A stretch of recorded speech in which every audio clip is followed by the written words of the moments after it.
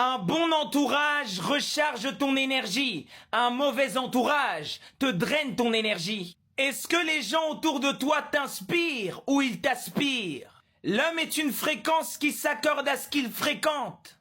Chaque personne avec qui tu échanges te programme vibratoirement. Tu absorbes leurs mots, leurs émotions, leurs comportements, leurs frustrations, leurs croyances. La bonne compagnie te recharge, la mauvaise te draine. Si tu ne t'aimes pas, si tu ne travailles pas sur toi, si tu ne te pardonnes pas, inconsciemment tu vas attirer un entourage corrompu. Beaucoup de gens finissent dans des relations toxiques parce qu'ils n'ont pas eu le courage de s'aimer. Et malheureusement, si t'es déjà corrompu, tu vas tomber dans un entourage corrompu et ton feu intérieur va s'éteindre. Les âmes lumineuses te poussent vers le haut, les âmes endormies t'alourdissent. Une bonne compagnie te défie, te met constamment à l'épreuve.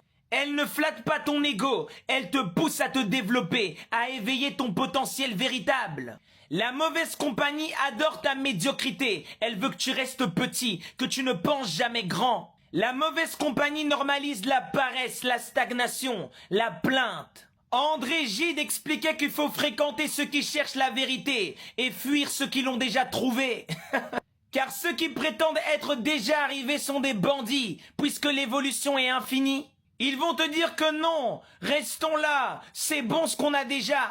Mais en réalité, ce que tu as, tu dois continuer de le développer et l'offrir à la lumière. L'énergie de l'entourage est contagieuse.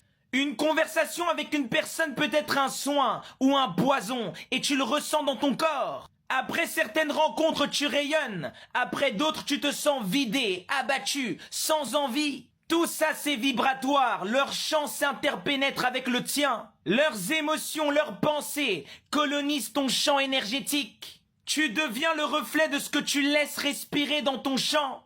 Et si tu t'entoures donc d'âmes fatiguées, tu vas finir fatigué aussi. L'initié ne s'entoure pas au hasard. Il discipline son entourage comme il discipline sa pensée et son état intérieur.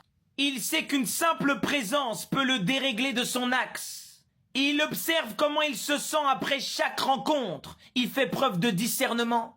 Il coupe avec les énergies lourdes, sans culpabilité, sans haine ni vengeance. Il ne cherche pas la quantité, mais la justesse. Il est déjà son propre ami et ça lui suffit. Et puisqu'il s'aime déjà de base, il peut aimer l'autre sans intérêt ni arrière-pensée. Et tes relations sont beaucoup plus saines, car tu n'attends rien de l'autre puisque tu as déjà tout en toi.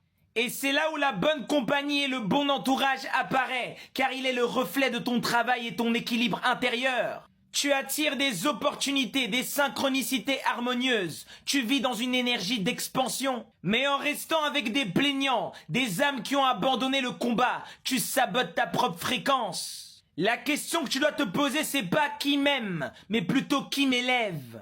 Qui dans mon entourage me fait évoluer? Qui me dit la vérité même quand ça fait mal? Vous voulez juste les mots mignons, les je t'aime, pour vous conforter dans la médiocrité? Entoure-toi de lumière, deviens lumière, et ton monde se changera en lumière.